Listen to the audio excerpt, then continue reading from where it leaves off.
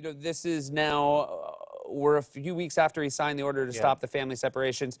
They gave themselves a deadline of this Thursday to reunite all the families. Where are we at right now with that? So let's talk about this. They're today, right now, as we sit here, 2,551 kids were ripped away from their parents by the Trump administration. And we should keep saying over and over again until every one of these kids is accounted for that this is not something that had ever happened before. It was a policy that was put into place to systematically take these kids away from their parents.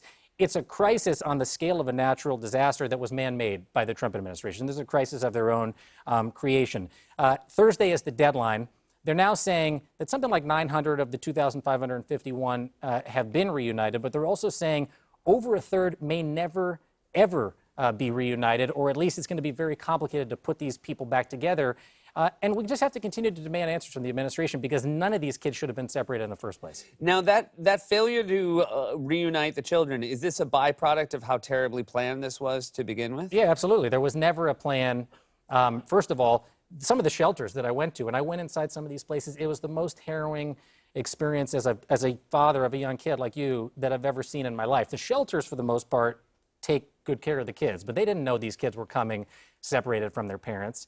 The thing that disgusts me, and I will never forget, is that they took these kids away from their parents and put them in cages. And I was one of a small group of journalists that got to go inside the Border Patrol processing station in McAllen, Texas, and see these little kids sitting around under a watchtower playing by themselves because of the idea that Donald Trump thought it would scare other people from coming into this country. And now, because there was no plan to ever put it back together, you could have kids that their parents were already deported and they may never see them again.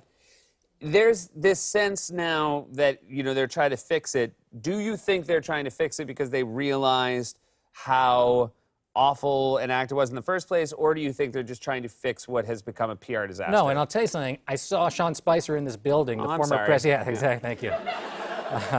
I saw him in the building the other day, and I asked him, I said, what'd you think about it? And he said it was a mess. And he was saying it was a mess just like the Muslim ban was a mess because it wasn't well thought through. Not because this was inhumane to take kids away from their parents, not because, and that's the same thing with putting them back together, not because we feel bad about it, but because we just kind of messed up and it looked bad. And the president admitted that when we were down there from day one, when we were in the shelter in Brownsville, to day 7, I think it was, that he signed the executive order to put them back together. He basically said, I saw you guys on TV, I saw the writing, I saw the pictures, and that's sort of why we did this. It didn't look that good. Yeah.